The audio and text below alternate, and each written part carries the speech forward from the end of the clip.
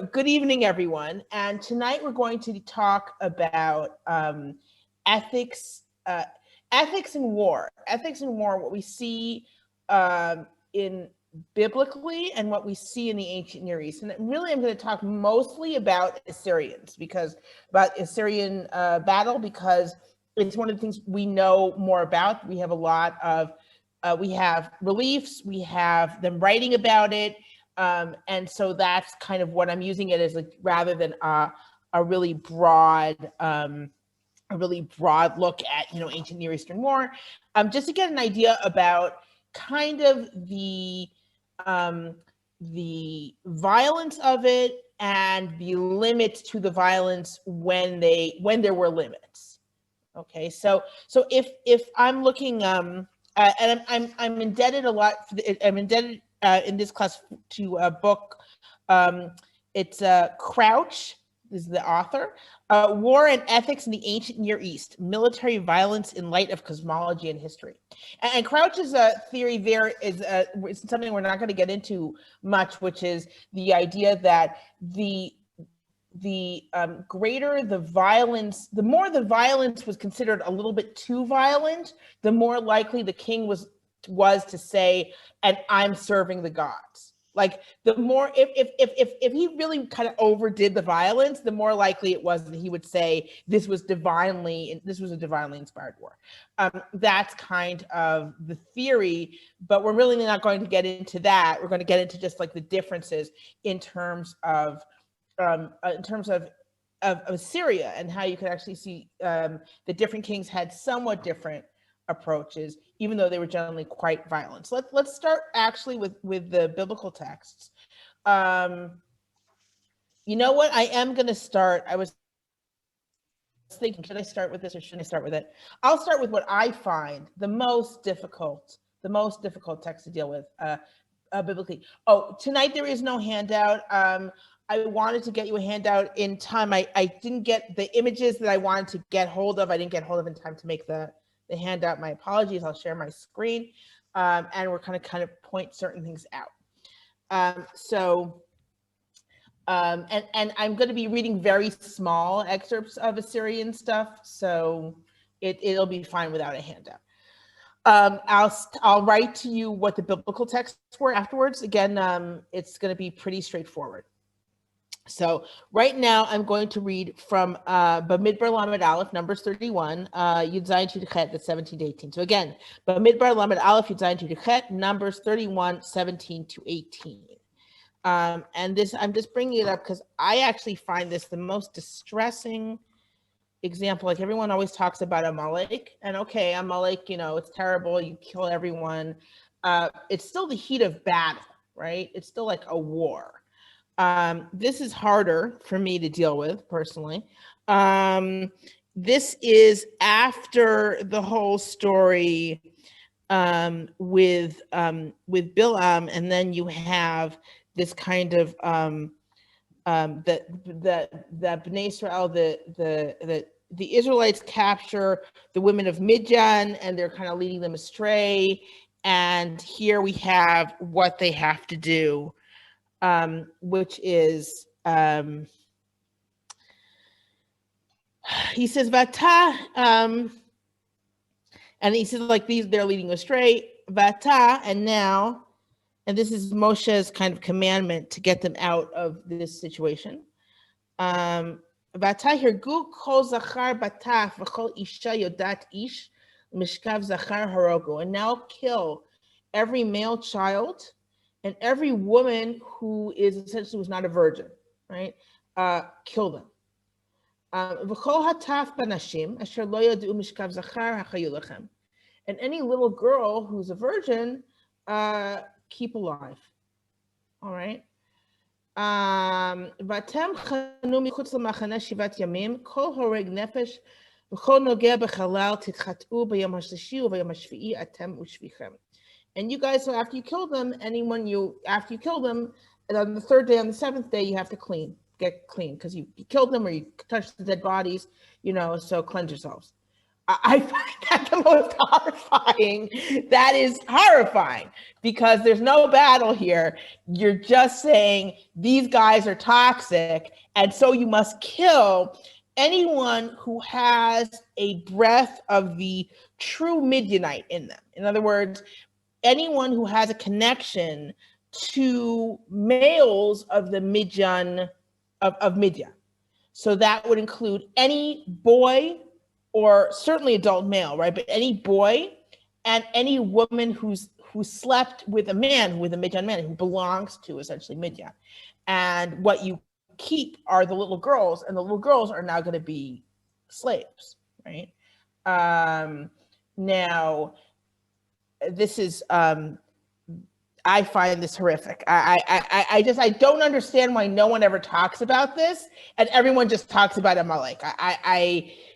You know, and there isn't much to say about it, right? It's not exactly ethics in war, and it is interesting that it's not presented as a divine command.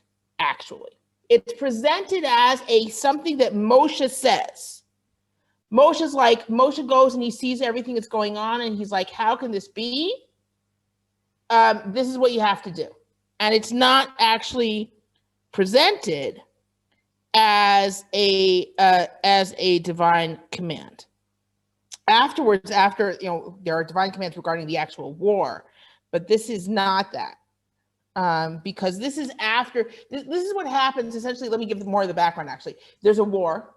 Okay, they take captives, all right, and the captives that they take lead them astray. And so he's like, forget these captives. You took, what do you usually take as captives? The women and the children. Okay, they took the women and the children as captives. You know, they killed the military males, and they took the women and children as captives. And these women are leading you astray. So you need to kill the women and boys, and only leave the little innocent girls, right? Who, I mean, so that's an aftermath of a typical war situation. Okay. Now that I'm talking to you about this, in terms of talking about the aftermath of taking a woman captive in war, of course, it makes sense to talk for a moment about the Eshet Yefatar, the beautiful woman who you kind of get attached to in war. And that the question there, do you guys want me to read it over? Like, is that, I mean, if that's if you guys know the story well enough, but let's, you know, you go to battle, there's a woman, she catches your eye, okay? Is she a camp follower, or is she simply a captive? Okay, it could be either, all right? And you decide you want her. So you take her home and you let her mourn, right? And she does, you know what, let me actually read. I can find it because I can never find things when I need them. I know where they are, and then when I need them, I can't find them. But here, okay, let's say where. I'll get this.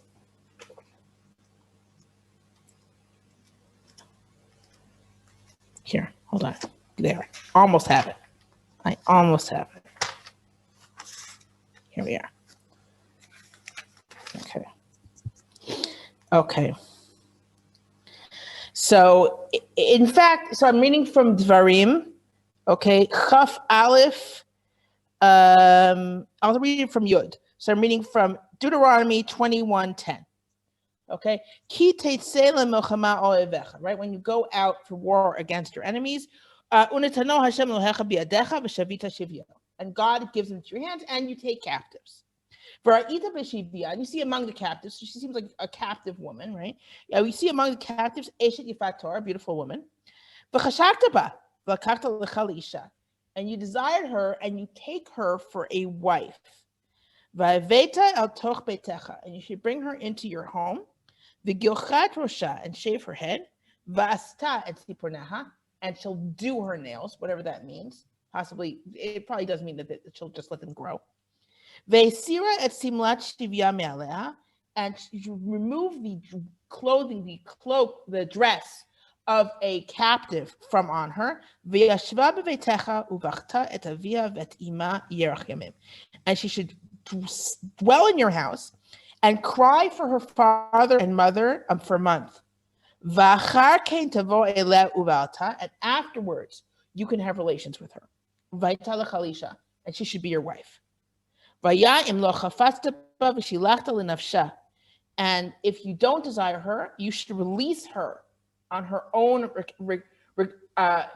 and free. You should just release her on her own. Umachar lo timkarena b'kasaf, you shall not sell her for money. Lo titamer ba tachat asher inita, you should not like trade for her because you tormented her, right? Tormented her or raped her, right? It could mean that as well. And so what is going on here? It's a typical situation, right? You have a captive. She's a woman. You want her. This is, we're safely in Devarim. We're safely in Deuteronomy. So it's a more, it's a nice, it's putting a moral envelope around an immoral situation, right? So when we have a situation where she's a captive, okay, you can do whatever the hell you want with her because that's what you do with captives, right? She's your captive. But no, you can't do whatever you want with her. You can't, all right? You can't rape her, all right? You can't just take her. You have to take her home and let her cry for her parents because she's a human being. All right. Now, I don't think I'm interpreting this, but I really do think that's what's going on. She is a human being. If we compare it with our last text, where they're like kill all the Midianite women and the little boys, they're not being addressed. They're not being approached as human beings, right? They're not saying, oh, but they're human beings. That's not the issue. Here, she is a person. You want to take her. If you want to take her, she will be your wife. And before she is your wife, before you're allowed to have any sort of relations with her, you have to let her cry for her parents because you just killed them. Or you probably didn't kill her parents, but you at least took her away from them. She's never going to see them again. All right. She is in mourning. She is a person. Let her mourn her parents. And then she's still in a crappy situation, right? But at least she's a person. At least she's a wife. You don't want her for a wife? Well, then you got to let her go. She's not your slave. She's not your captive anymore. You slept with her, okay? You did something to her, and now she goes free, right? You can't just say, oh, she's my slave, which you could have when she was a captive. You could have said, okay, she's my slave. She's going to serve me, right? But you didn't do that. You wanted her, and so you had to marry her. Now you did that to her. If you decide you don't want her anymore, she walks. Okay, you don't own her anymore. All right. So that's taking a situation where she's still a captive, right? Her life still sucks. Okay. It's a sucky situation. All right. This isn't what she chose. Okay. That's life, right? And it's not what she chose. Given this isn't what she chose, this is how you have to treat her. Okay. She's not a person because she's your captive. All right. Well, this is kind of an unusual. It's putting a what we would consider a kind of an immoral situation into a moral. This is how you deal with it as in a somewhat moral way. Okay. So that's a nice contrast with what we read in Bemidbar. Okay. Now let's read another text where we have two contrasts right next to each other. All right. So let's read in. Yes, so let's read actually right before that. So I'm reading now in Devarim Chaf, Deuteronomy 20, Yud to Chaf. So it's Deuteronomy 20, 10 to 20, like the verses 10 to 20, okay? So again, Devarim, and everyone please remember to mute yourselves, okay? Thank you. So Devarim Chaf, Yud, okay, 2010. Ki tikrav el ir lilechem alea v'karata elea l'shalom. Okay, when you approach a city to fight it, you should sue for peace. You should say, okay, guys, give up, surrender. All right, give them a chance to peacefully surrender. Vayam shalom tancha, and if they in fact answer you with peace, upatchalach, and they open the city to you, vaya kol ha'am hanimsava yulacha lamas vabaducha. So everyone there will be will serve you. They're going to be a vassal city. Okay, so they're going to have to give you a tax or tribute and serve you. Okay, v'im lo tashlim imach, right? If they don't make peace with you, vasta imcha milchama v'tzarta aleh, then you should have a siege on it. Unitana Adonai Elohecha biyadecha v'ikita et kol zechura lefi charev. And then if God gives it into your hand, you should kill all the males. Okay? Rak hanashim v'atafa beima. So only the adult males, right? Rak hanashim v'atafa beima v'chol asher yeh va'ir kol shalat mozach. But you could take the women and the children and the animals, everything that's in the city, you can take as spoils. V'achalta et shlal oivecha asher natan Hashem Elohecha lach. And you can consume the booty. So you're allowed to take the booty and use it, eat it, whatever you want to do with it. Okay, and remember, and the women and children are part of that booty. That's pretty typical in war at that time. That's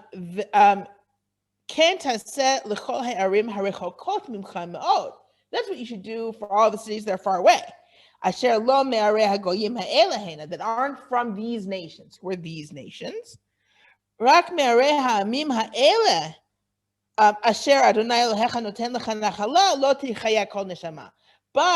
from the cities of these nations that God gives you for a portion, that's who you shouldn't let survive. Remember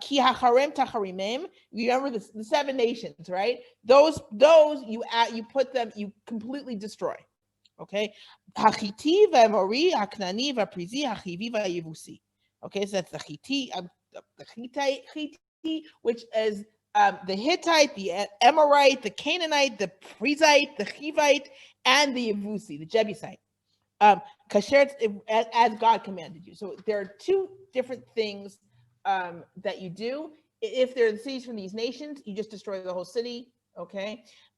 If they aren't, then you give them a chance for peace, and only if they refuse do you kill the military males, and everyone else you let live and you take booty. But the other cities you completely destroy and you don't take booty from.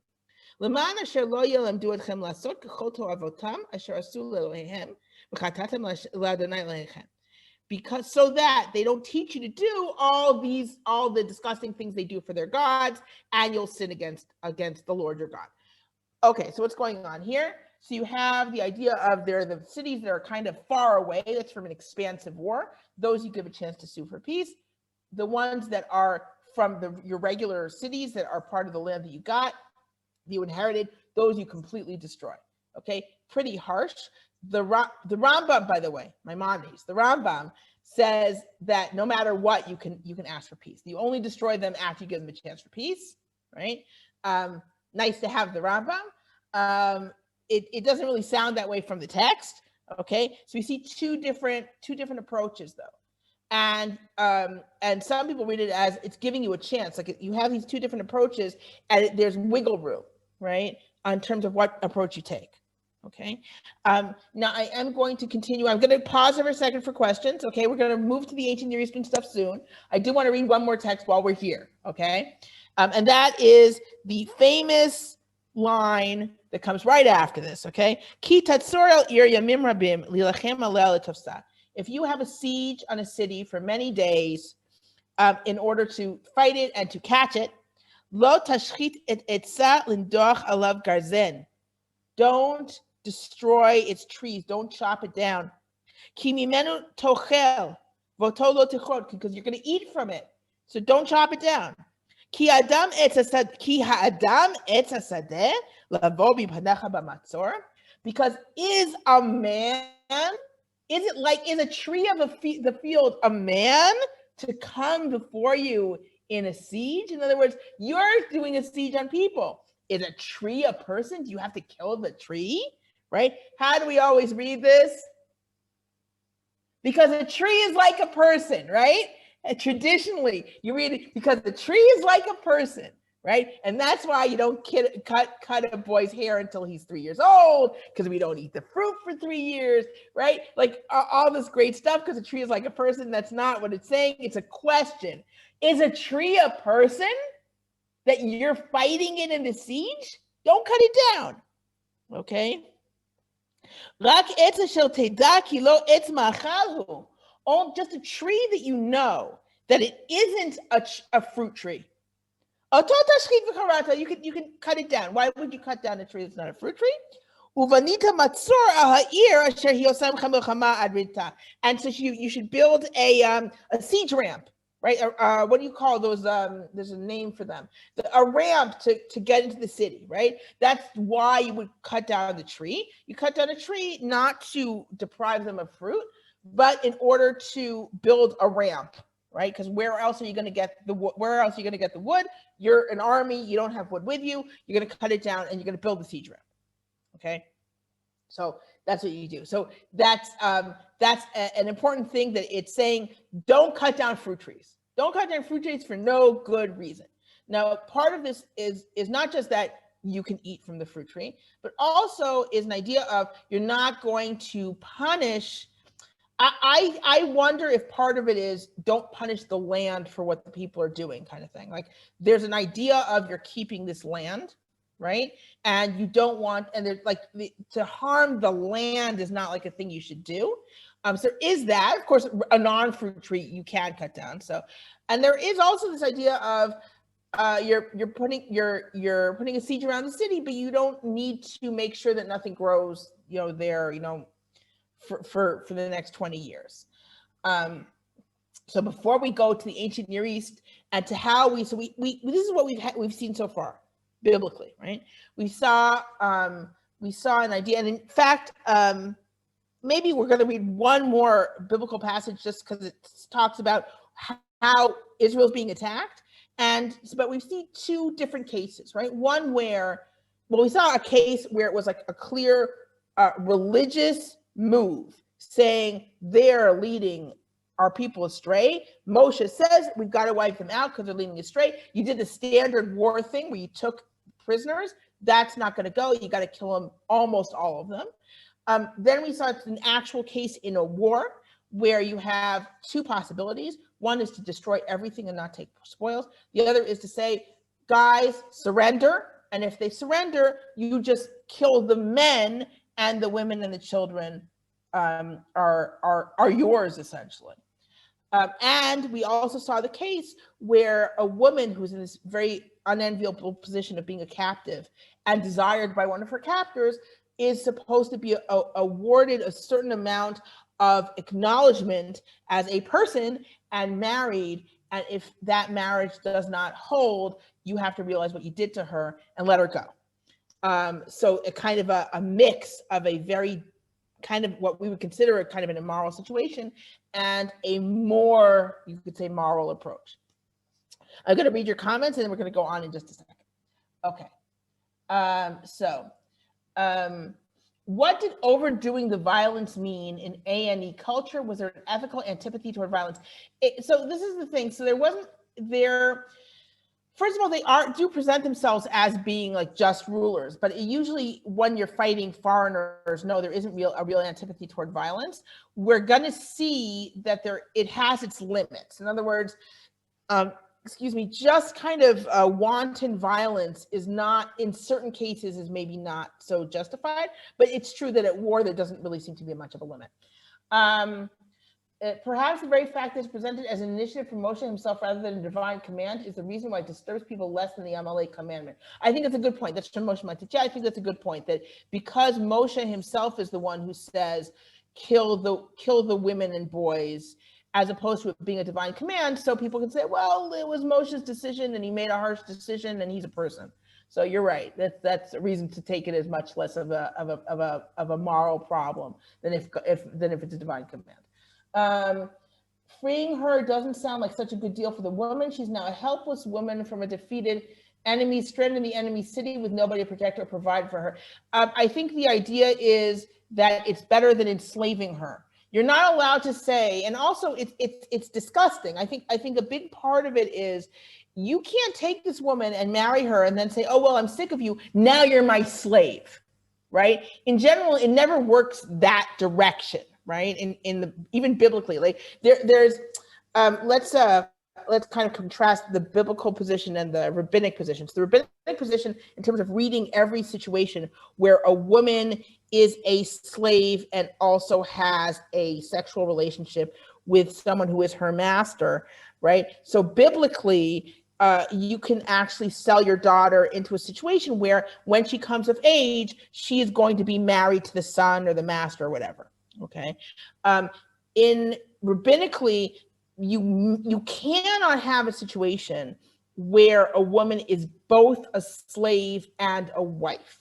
That can't happen, right? So you have to have this weird kind of sort of thing where she has this kind of switch over where she's not a slave and now she's a wife. Like, but it can't be, you can't have any sort of overlap, all right? So they have to do these kind of logical things where biblically it's not exactly an overlap, but she can be sold into a situation where once she comes of age, she is going to be married to this guy. And why was I talking about that? But you can't then take her and downgrade her to slave. You're not allowed to do that. And if you don't want her, you have to let her set her free. It's not right, okay? So you can't say, now she's my wife. No, now she's my slave. You can't do that, all right? And so the situation is that it would be much worse to take this woman who you were commanded to make your wife.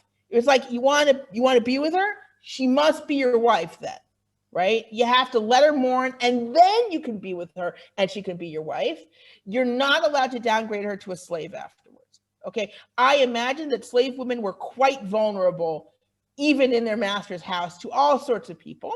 And the idea is once you free her, she can make another marriage. And you actually absolutely have throughout the ancient Near East situations like that, where a woman is freed and there are cases where a woman's a slave and she makes a kind of a marriage, right? And she kind of gets engaged, right? So she can get remarried, right? She is pretty.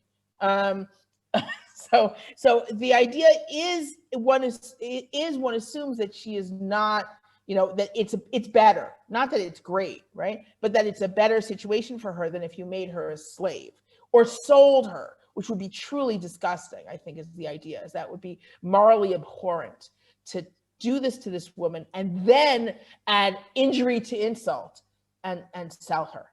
That would be horrible. Yes, I see an actual question. Unmute yourself so you can ask. This is somewhat tangential. One of the shuls I go to is unaffiliated, but basically Reconstructionist. Whenever they do the Avot, they do the Mot, they include Zilpah and Bilhah and Zilpah. And the rabbi said the Haredim would have a fit. She said explicitly that, I'm trying to remember the exact quote, but they were handmaid's tales. Like the handmaid, no. The Bilhah and Zilpah stories, yes. Bilhah and Zilpah, totally handmaiden tales, right? And handmaids totally like that because they really are given to a man for them to bear children when the wives are having trouble bearing children, very much like that. And the children that they bear are in an immediate way not considered theirs, right? The wives get to name them and count them among their kids, even though everyone afterwards knows that these are the maidservant's kids, right? That's absolutely that sort of situation. I imagine that she based it on that sort of like just like the same way Shirley Jackson's Lottery is based on Achan's Lottery. Right? If you ever read, I read them in the reverse order, right? I read Shirley Jackson's Lottery as like a kid, and then when you read Achan's Lottery, you're like, oh my God, that's what it is. It's horrible. It's horrible. But yeah, so I imagine that she based it on really the Bilhah and Zilpah. She explicitly said they had no choice. Okay. And therefore it was. She said it was sexual coercion. And it was, I believe she used the word rape. I'm not positive. She said, Look, you know, to say, you know, to what extent was there, honestly, like, I'm not in their bedroom, you know, I don't know what's going on, right? But absolutely, and I think that we live in a time where we have the luxury of women really being able to consent. And I really think that for so long, for like forever, how often was a woman really able to decide, right? Oh no, I'm not. You know, like, you're in a situation that's like, marry him, or, you know, you got to marry him. This is your husband now. What are you supposed to do? Okay, this is your master now. What are you going to do? There are so many, you know, throughout history, and now we live in a time where it's not like that, right? So, but yeah, I mean, throughout history, so many stories. Anyway. So going back to some of these comments, okay, in many cases, we were a few rungs up from some of our neighbors, but as a light to the nations, shouldn't we have been commanded to be more than a bit above the lowest of the low? Well, yeah, I mean, this is always the issue, right? So you can read some of the biblical texts, like, for example, I think the Eshet Yifatar, the beautiful woman, I think that is actually, to me, it reads like unusually, I don't know exactly what to compare it with, right? But it reads to me as tremendously, in its essence, in principle, the principle that's behind it, that's moving it, is tremendously kind of moral and modern. In other words, this woman's a person, right? How often in the ancient world was a woman not a person? A perfectly free woman was not a person, right? But no, she's a captive and she's still not yours. You can't just do whatever the hell you want with her. I find that unusual. I think that there are, in terms of war, it really is a problem. I mean, in terms of war, I'd like to point to the one that says first you have to sue for peace, right? But I mean, that is a war tactic, like to say, okay, surrender is the easiest thing, right? It's hard with war. With war, it really is hard. War is not a time of tremendous morality, and with war ethics that we have biblically, it's not a place where, you know, again, the one place that the bright light, it's just kind of sad, is the captive woman for me, right? That's like the closest thing to a light into the nations that we get in war ethics. And maybe I'm missing something. If someone can think of something else that I've missed, right? I'm happy to hear it. But that and not chopping down fruit trees. But I think that the captive woman is a little bit more, you know, kind of important and you know, I guess visceral, you could say. Okay, what was the Rambam's advocate? I don't know what that is. On trying for peace with an enemy city. The Rambam, oh, his take. No, the Rambam was like, you can always sue for peace first. Like, you can always say surrender. You don't have to go and wipe out a city if it's from the 7 nations. Moat, I don't know. Oh, no, not a moat. The ramp is not a moat. A moat is around the city. This is Israel. They didn't have moat. They didn't have moats. I mean, yeah, there was a moat in much later, but you know, in the old city. But like, nah, moats weren't a thing. That wasn't what you can just think of moats. But no, they used to have the walls. We'll see when we look at the Lachish reliefs that from Sancheriv's palace. We'll see the ramp, the siege ramp. Okay, that was a classic thing that you would do. You put a city under siege and build a siege ramp to invade the city, and that is in fact what they did in Lachish. In fact, if you go to Lachish, you will see there's a place where they're building a kind of a counter ramp. They were trying to build it like up higher so they wouldn't be able to just kind of jump over from the siege ramp. Okay. Another thing, this may also prevent a situation in which the man can hold the threat of slavery over the woman in order to maintain her as a submissive wife. That is absolutely true. That is correct. That if a man takes his captive woman and he makes her his wife, if he can always say, well, I'll just make you a slave, so how is she his wife? Because essentially he can make her into a slave because he has that threat over her.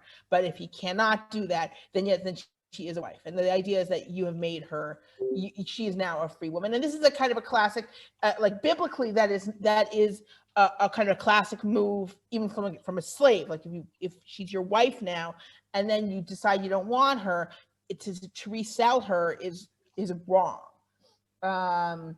Okay. Okay, so here I see another comment. Don't know if you're going to get to this, but isn't there a war in Sefer Melachim where the non-Israelite king stops his hostilities because of Shabbat? I do not remember a non-Israelite king stopping hostilities because of Shabbat. I will tell you that much later in the book of the Maccabees, they have this issue that they don't fight because it's Shabbat and they get slaughtered. And then they make a rule that, guys, even if it's Shabbat, we've got to fight. Otherwise, this war is lost, because they know that's what we're doing. And we have to be able to fight on Shabbat. And they make a rule to fight on Shabbat. And as you can say, oh, but pikuach nefesh, right? You can always break Shabbat in order to save a life. It's clearly not clear in the time of the Maccabees. That's not a clear rule, right? And they have to, in fact, make a rule saying, guys, we have to be able to defend ourselves on Shabbat. That is, of course, much later. It would be, we don't hear about, I don't think we hear about a non-Israelite king stopping hostilities because of Shabbat. It would be weird for other kings to be, anyone else, to be keeping Shabbat. Miriam? Okay, so yes. I think if we're looking for progressive teachings, okay, we may want to look at everything that's said about the treatment of the ger, because in my understanding, in many cases, the gerim were people who just happened to be members or descendants of defeated nations, nations that had been defeated in war. Yeah, there's yes. So you could absolutely say that who is the ger, right? When we're not talking about, like in our modern parlance, we talk a ger is a convert, but of course, right, in biblical parlance, a ger is not a convert. A ger is someone who is not an Israelite who is living among the Israelites, right? So who is this guy, right? So clearly, someone like that is someone from one of these other nations, not necessarily one of the seven. It could be just someone from another nation who is living among you, right? And who should be treated, first of all, just like an Ezrach, right? Just like someone who's a regular citizen, as it were, of the land. The law applies to them equally, and they should be protected, right? So that is absolutely something that we see throughout. On the other hand, not in the context of war, right? In the context of war, war is very, very ugly in the Bible in general. Yeah, but here I think we might be looking at the aftermath of war. Yes, I'm trying to think of other cases where we'd be thinking about the aftermath of war. I'm trying to think of it. Like we have that long, Israel has a very long vassal master relationship with Edom, right? Which is, they have this very kind of interesting long, essentially Edom is almost their vassal states and then they're rebelling. And then they're vassal states and they're rebelling. And so we have this very weird relationship with Edom because there's this, of course, we're related, right? We're cousins, right? And yet, right, that is the story when you have Yaakov, when you have Yaakov and Esav competing for the blessings, right? And Yaakov gets the blessing and Esav's like, what's left for me? And the answer is essentially, when your brother's down, you'll be up, right? You'll fight for him, you'll throw off his, you'll throw off his yoke, right? And that's the idea, and that's what happened with Edom and Israel, where Edom has this kind of like, their vassal states and they throw it off the yoke, and their vassal states and they throw off the yoke. And then it kind of culminates when in the destruction of the first temple, right? Where we were always asking, excuse me for going on the side point, but we are always saying, what did Edom do? Why are there these invectives against Edom when Edom wasn't the enemy that destroyed the first temple, right? So it was the temple was destroyed by Babylonia. So what did Edom do? And it seems what Edom did was, first of all, they rejoiced at Israel's defeat. And Israel's like, but we're brothers. Like, how could you rejoice? And because they rejoiced because they had this long-standing kind of antagonistic relationship.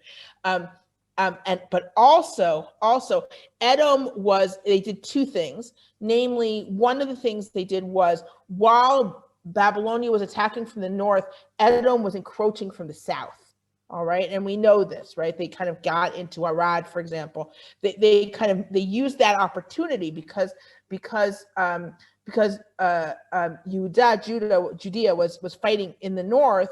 They took the opportunity to also attack from the south. It was the last, it made things much harder for Judah to defend themselves, because now you have two fronts, and they also took bites out of Judah, the south.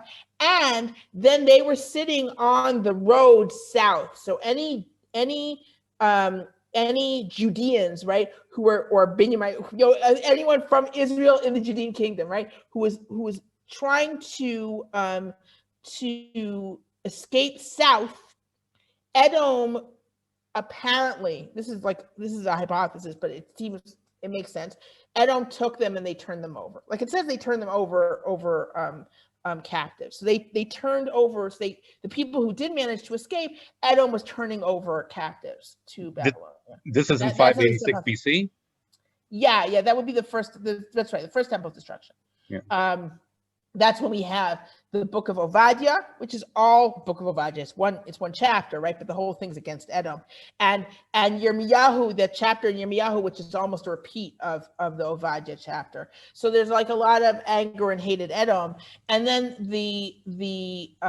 then what happens is, of course, Edom. Then you have Edom. You have Herod is kind of from Edom, and then Edom becomes Rome, and Rome becomes Christianity. And then you have this whole tradition of, when you say Edom, what you mean is Rome that destroyed the second temple. What you mean is Christianity, when Christianity was oppressing Jews, particularly in the Byzantine period in this country here in Israel, which was a very difficult period for Jews under Byzantine Christianity, and there were a lot of they were massacred. It was very, very hard for them.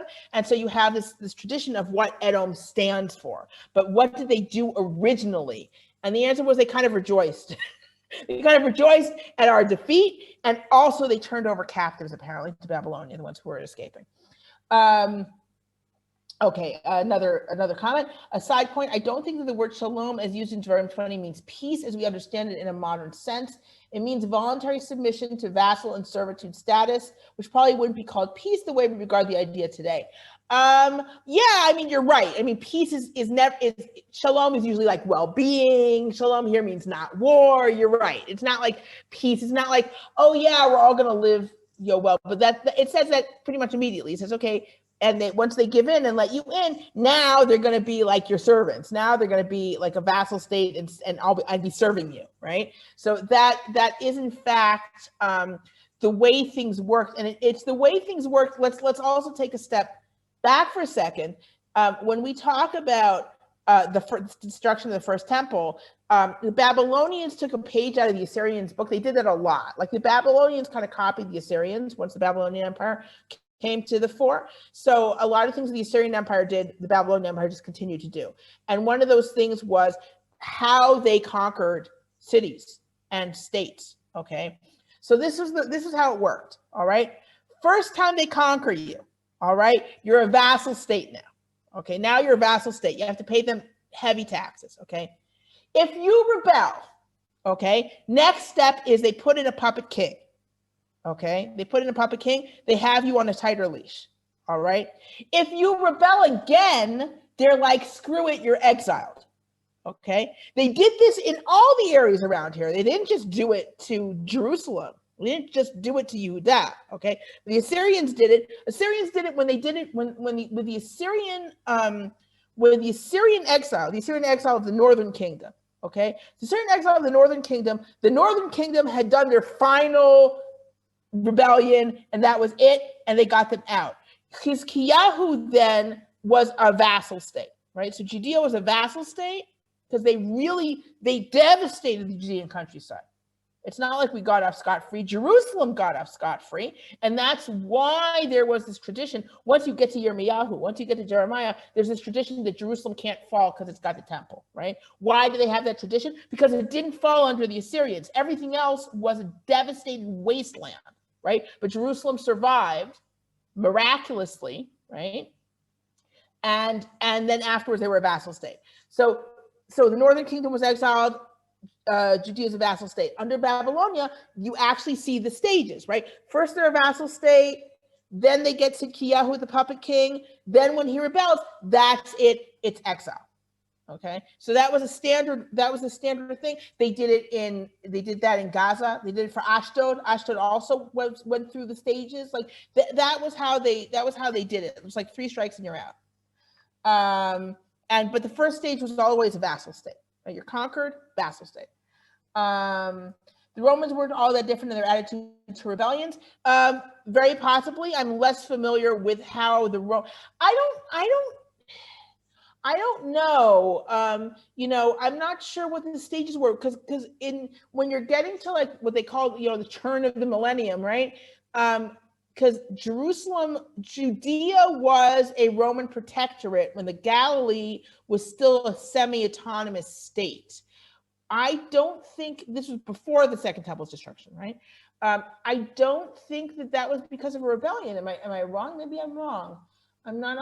I'm just using the basic principle of the Romans that if you rebelled against them once, you more or less got a second chance. If you rebelled against them twice, as in the Bar Kokhba revolt, or in the revolt of the Dacia, which is why Romania is Romania, then you were dog meat. Okay.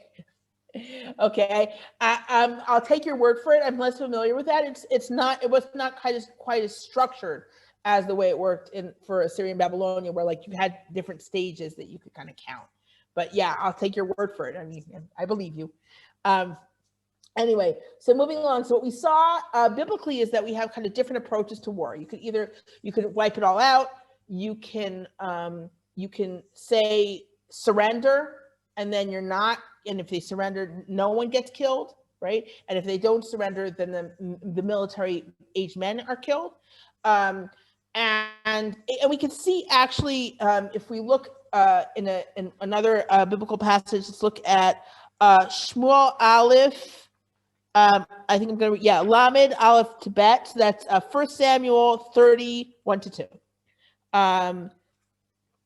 So if we read that, this is what Amalek does in the time of David.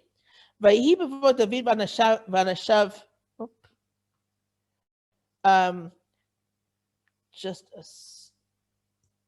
a second. Let me make sure that doesn't happen again.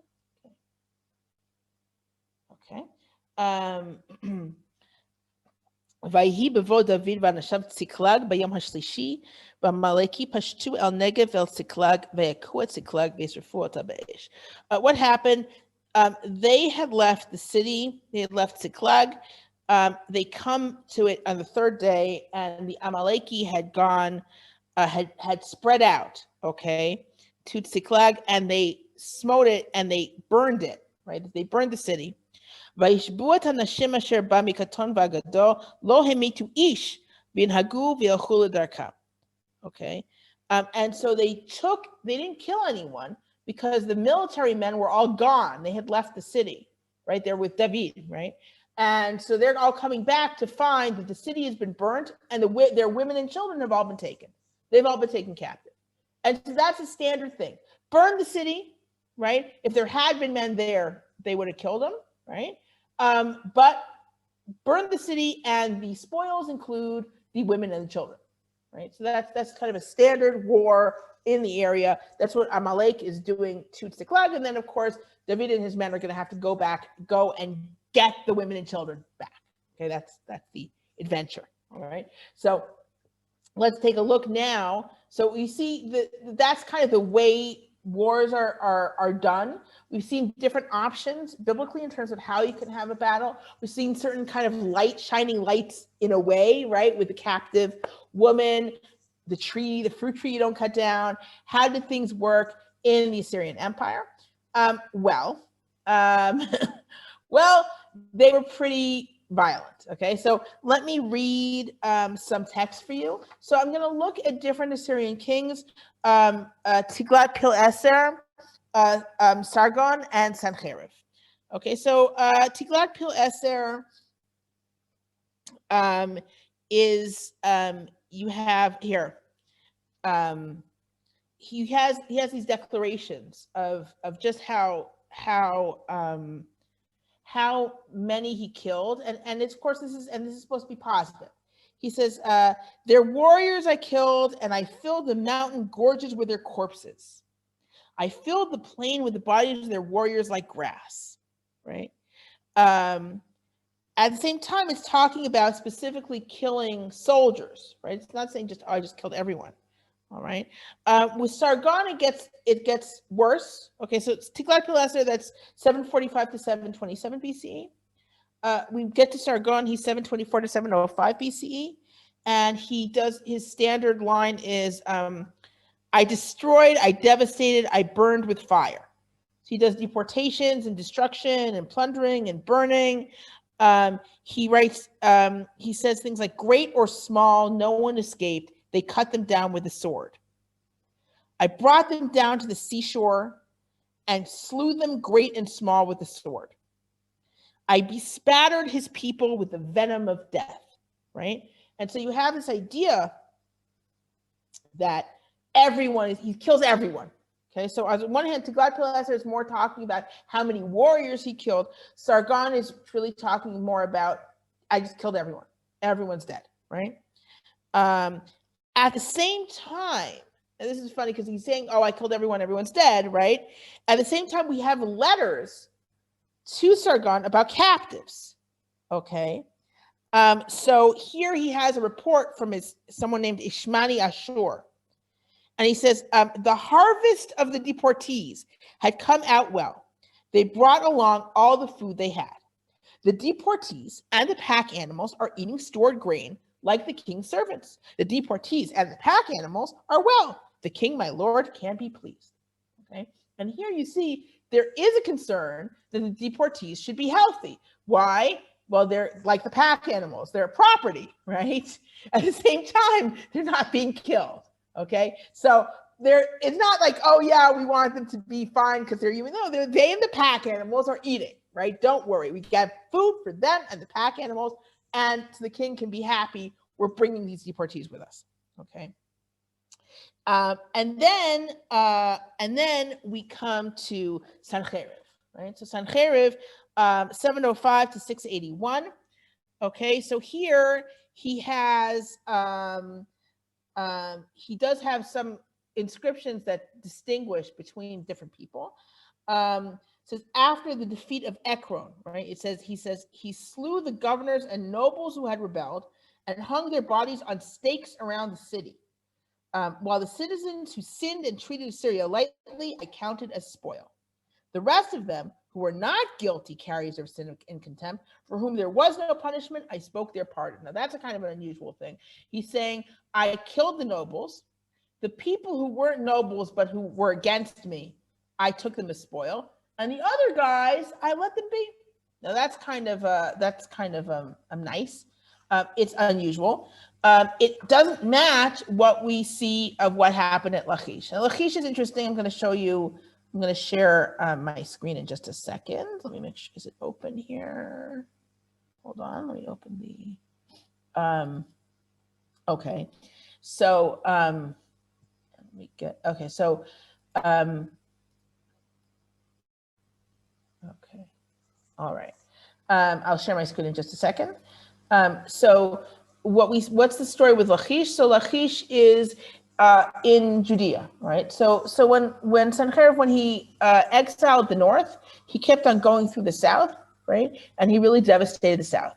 Lachish was clearly, even though we barely hear about Lachish, Micha mentions Lachish, but besides that, we would think that Lachish doesn't exist. And yet it was a big enough city and a major conquest, enough of a major conquest, that Sennacherib put it in his palace, right? So it's in the, if you ever go to the British Museum, right, and you see the reliefs from Sennacherib's palace, right, you actually have to look for the Lachish inscriptions, because the ones from the lion hunt are much more impressive. So they put those ones; those are easier to find. The Lachish ones are in the side room. You have to find it. You have to look for the Lachish reliefs. Like, where are the Lachish reliefs? And they're in the side room there. And it's a relief of this tremendous conquest of the Judeans in Lachish. So if we take a look, I'm just going to do one pause because I see a comment here. Do the other nations in their records inflate the body count to inflate their egos and to increase the fear of other nations? Is it possible that our literature, written, oral, non-canonical, exaggerate the horrors of the other nations to increase the Jewish, non-Jewish contrast in the mind of the reader? Okay, so those are two different questions. So first of all, it's certain that the other nations, that when a king does an inscription, there's a lot of hyperbole. It's quite clear that, and there are absolutely places where we see, say, Israel no longer exists, right? We know that they do. So, there are absolutely places with very clear hyperbole. And with numbers as well, there's no reason to say that numbers were not increased. Is it possible that our literature exaggerate the horrors of the other nations? I don't know where the horrors, I'll tell you. So in terms of, for example, what Amalek is said to have done with David and his men, it's actually not particularly exaggerated because they don't kill anyone. They burn the city, they take the women and the children, and says they didn't kill anyone. So that's actually doesn't sound exaggerated at all. It would have been pretty typical, actually, in a battle for them to wipe out certainly all the men, and probably not be that concerned maybe with women and children, depending on how angry they were. So I don't think that there's a particular in terms of actual battle, actual battles. I don't think that there's that much of an exaggeration. The one thing that is but it's presented as unusual. I didn't read this to you, but in Shmuel Aleph, 1 Samuel, Shmuel Aleph Yud Aleph Bet Gimel. So that's 1 Samuel 11, 2-3. You have that weird situation. Let me get to it. With Ammon, right, and Yavesh Gilad, where he says to them, where they're like, okay, we want, if they say Kot lanu brit v'navdeka, they say, let us, make a treaty with us and we'll serve you. In other words, they're surrendering. And he's like, oh yeah, okay, I'll do that if you pluck out your right eye. If you all pluck out your right eyes. Now that is weird. That is that's not a usual thing. Like, what the hell are you even doing? Right. And that's a situation where, right, they need to be saved, right? This is a situation where someone's being completely unreasonable. This king is being completely unreasonable, right? He's coming in, he's like, I'm threatening your city. They're like, you're right, you're gonna win. We surrender. He's like, yeah, pluck out your right eyes, right? That's why you need Shaul to the rescue, right? That Better Call Saul, right? That's why you need Shaul. Because that is actually being presented, right, as very unusual. So that's an unusual situation. So there are situations that are described that are unusual, but I don't feel that there's that much of an exaggeration of enemy peoples being tremendously cruel. You could, not at least with battle. You could say with the Egyptians and with enslaving them, but even with the Egyptians and enslaving them, you could kind of see how it would make sense to enslave a foreign people that is already on your land and that you're worried about rebelling, right? So it's not, you know, it's not that much of a stretch. I thought plucking out the right eyes was because that was a standard punishment for a slave who rebelled. It's still not reasonable in the context of a war. Like, I'm not going to say that that's not why, that wasn't the reason, that wasn't the symbolism of it, but it's not a reasonable thing to do in the context of, and not for a whole group of people, right? Like Tzidkiyahu, right, is blinded, right, as punishment for his rebellion. But to say this is what we're going to do and you're going to leave you all without a right eye is taking things way too far and being really unreasonable when they're about to surrender. They're about to surrender. They're like, we'll be a vassal state. We'll serve you. It's not a normal thing. It's not a normal kind of diplomatic move. And also, I'm not sure that, you know, I don't know if that's, you know, you could say like, is that the, I don't remember, is that specifically, you know, the point? I think the main thing seems to be to shame them. The main point seems to be to shame them. At any rate, so what we have with the Assyrians, so what we see in the Assyrian text is this kind of contrast. On the one hand, behind these declarations, yeah, I killed everyone, I killed tons of people, and and these, oh, the captives are healthy, right? They're healthy, don't worry, they're eating, right?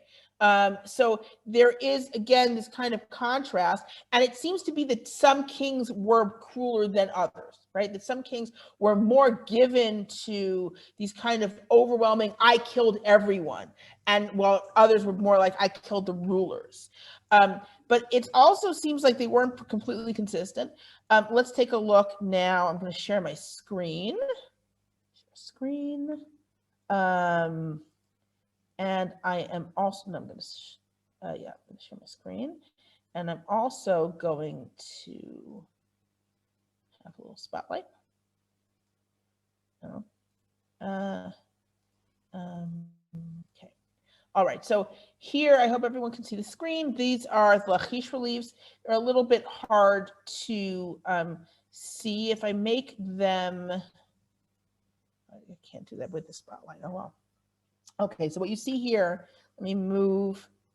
Oh, I can't do, oh, this is a problem because I can't do anything when I have the spotlight on. Okay. All right, so if we see the relief continues on now, the way the relief works is that everything is presented as being simultaneous when it's actually in stages. All right, so here you have the siege ramp here on the left. You see the siege ramp, they're all going up to, and there's a battle. There are archers on the other side. There's a heated battle. And here you already have the captives and exiles. Okay, so here you can see the women and children being exiled, right? There are here, these men are dead, possibly flayed here, okay? These people, here you have the men who are going and essentially begging for their lives. And this guy's being killed, right? He's not, this is not in the heat of battle. He's being executed. Do you see that? So here, oh, you can't see that. Hold on. Do you see my mouse? Okay. So I'm going to, I need to keep it with the mouse so that I can scroll. So here you can see that this guy's actually being executed. This is not in the heat of battle. The battle's over. He's being killed. All right. Here are all these guys who are begging for their lives before the king. And it seems that they are nevertheless going to be killed. So he is not, in fact, having mercy on them. Some of them, I think you can't tell, but at least one of them is being killed already. So the idea is there is no mercy. All right. So on the one hand, you have, it really does seem like the women and children, you can see they're with their animals and they're on their wagons with stuff. Okay. So it looks like the women and children are being taken away. All right. And it looks like these men are being lined up and are begging for their lives, probably to no avail. Okay. So here you have, now there are other reliefs. Actually, I'll show you in just a second something interesting, but I want to point something out else out that's interesting, we can actually identify trees here. Here we have some olive trees at the bottom. We have grapevines, lots of grapevines all along here. Okay, and up above we have some fig trees. You could actually see them clear in some other pictures, but they're so here you can see the shape of the leaves. There's some fig trees. So these are the typical trees of Israel, right? You have grapes, you have olives, you have fig trees. Now I have to say that olive trees do feature a lot in the Assyrian, but not they are specific to they don't have the same trees all over. This is Israel, and Israel, Judea, right? And it has olive trees, it has fig trees, and it has a lot of grapevines. Actually, this area was known for its wine. So let me show you something else here. I wanted to. Oh, it's not here. Just a second. I'm gonna stop sharing for just. Actually, you know what? I think I can do this. Here we are. This is yes. All right. So here you can see what are these guys doing. This is a drawing from a relief, also from the palace. What are they doing? What are these soldiers doing? Can you see these soldiers? I'm going to put my spotlight on. Here, these soldiers here and here and here. What are they doing? They harvesting? They're cutting down fruit trees. It's a siege, and they're cutting down fruit trees. They're cutting down palm trees that are laden with dates, and they're cutting them down. And it's a siege. It's a siege scene. Here, let me show you another one. Not here. Just a moment. I think it's here. This is not a great picture. You can see I had to find it. This. I couldn't find a better version of this. I was looking. I can probably find one afterwards. Here you can see they're really also cutting down these palm trees, right? They're cutting down date palm trees, and you can see they have dates on them, right? And let me go back to the other pictures a little bit better, right? So this is something Assyrians did. Assyrians cut down fruit trees outside of the city under siege. So you wonder, okay, like this was apparently a practice, in fact, to cut down fruit trees. Why exactly? Was it a punishment to the people who were under siege, or was it just for the wood? It could be either, right? Because they do need something for the siege ramp, right? And in wasn't it also meant to make the city uninhabitable? Well, that's the thing. This is the thing. Okay, when you have a siege, I'm going to stop sharing because I don't need to now. Hold on. This is the thing. It makes the city uninhabitable in the future. That's what's really crummy. It's like salting the earth, because right now the city's under siege. No one can come out and get these dates. All right, like unless you say, oh, they're gonna sneak out at night. Well, they can sneak out at night and get anything, right? There's no one's getting these dates now. They're under siege. Okay, but cutting down the trees means they're not going to get the dates in the future either. If this was their industry and this was their food, cutting down the trees in front of them is probably at least partially going to be a psychological warfare, because look at this thing that the fruits of your labor, pretty literally, we're cutting them down. You're not going to have them anymore. That's it. And we're taking more and more and more away from you. So it isn't clear. Is that it? Is it kind of a punishment, or is it we need the wood and these trees are here, right? But it seems clear that this is the situation that the Bible is talking against. You're not allowed to cut down fruit trees, okay, when you're putting a city under siege. All right. Who produced Lachish relief? Well, it's in Sennacherib's palace. I assume. Assyrians are slaves, I guess. I don't think Sennacherib did it himself, but there's some. It's the would it have been someone who saw it? I guess is your question. That's a good question. I doubt it would have been someone who saw it, but it probably would have been someone who heard accounts, and probably based on what he knew of the place and what either Judeans or Semites looked like and how they dressed. If you look again, I'll share my screen again for just a second. Here.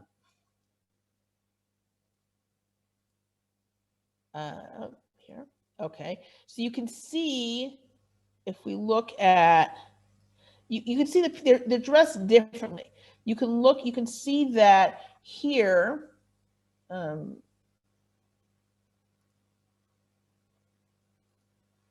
You can see here are the women with their kind of very simple dress and head coverings, all right, little kids, right? You can see that the men, right, have very different hair and beards from the Assyrians, all right? But probably anyone that they would know what Jews or at least Semites looked like. Like they would know, oh, this is the style. This is how they dress. This is how they wear their hair. This is what they look like. So the question is, one assumes that at the battle, the king was not sitting in a throne having captives in front of him. But everything is kind of stylized. Also, this is very possibly what was supposed to be happening maybe back home. It isn't clear because, again, the style is that it's showing you all the stages as if they're happening at once. What you do see is you see a lot of violence. There are other reliefs that show kind of piles of heads kind of being placed next to scribes who are kind of keeping count, right? So you have a lot of very violent, there are some reliefs that show people being killed in front of children captives, right? So there's a lot of violence that goes on with war without anyone really caring very much about how it's affecting the captives. I mean, that's really not the problem. It's not the issue. And so what you have is again a situation where, in general, war is very violent. People are killed almost indiscriminately, and yet you have this mix of this kind of lack of mercy, killing everyone. Of course, women and children are captives, and this other idea of, well, the ones who weren't against me, I let them go, or oh, the captives are eating, right? They're fine, they're cool. Them and the pack animals, they're good, right? And contrast, this is under Sargon, who contrasts that with him saying, I wiped everyone out, right? So you have this different idea of war. At the same time, when we read about biblical war, we really do need to put it in the context of the ancient Near East, where like the good situation is if only the men are killed, right? And the women and kids are captives, right? The worst situation is, well, look, the best situation is you surrender in your vassal state, right? But the worst possible situation is everyone's wiped out, right? And it's hard to know just based on what they're saying. Is that what they did, or is that not what they did? Again, the theory of Crouch's book is that when they're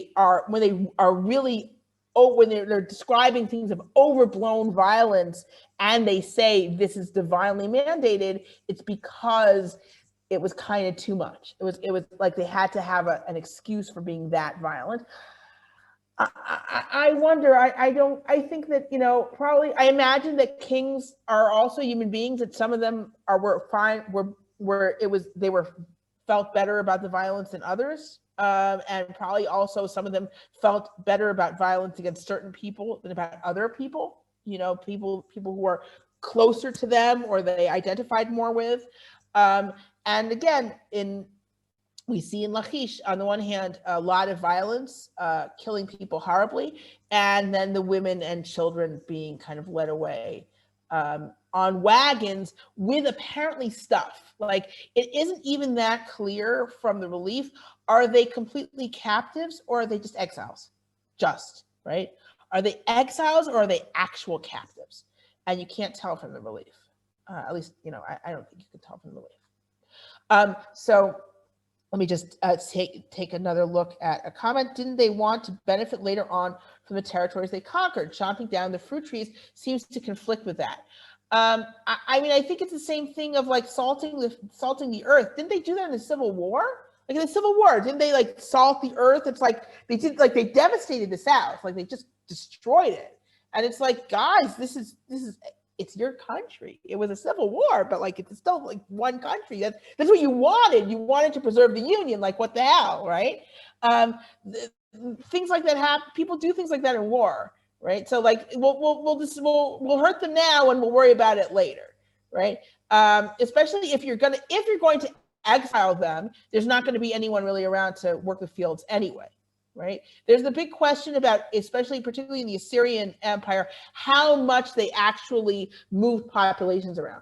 And that's actually a question, like how standard was it to move a population to an exiled area? And that's its own question. But if you have a situation like, for example, in Lachish, where at least the way it's being presented is no one's living there anymore, right? You're taking everyone out. So what the hell? You cut down fruit trees. At the same time, again, in the biblical view of the land of Israel, the land itself should be preserved. I do think that is at least a little bit of a part of it. The land itself has a certain value and needs to be preserved. Remember that the land spits out sinners. The land will spit you out, but the land's still there, right? Because the land has to have its sabbatical years, et cetera, et cetera. So the land itself has a certain importance, which is nice that we're talking about it now because we're coming up to Tu B'Shvat and we're going to be all celebrating with our fruit trees that are not people. I'm going to remind you if you need to be reminded.